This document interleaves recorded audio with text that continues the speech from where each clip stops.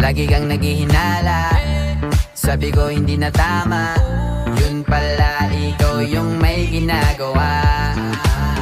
Kala mo hindi ko malalaman, ang sikreto lalabas pagkatagalan. Kaso mali yung kinukwento mo at nalaman ko na. Kasi kinakalat mo na ako yung nagloko. Tama ba yan? Eh kaso lang ngayon malalaman na yung totoo. Patay ka dyan, nagloko ka rin naman.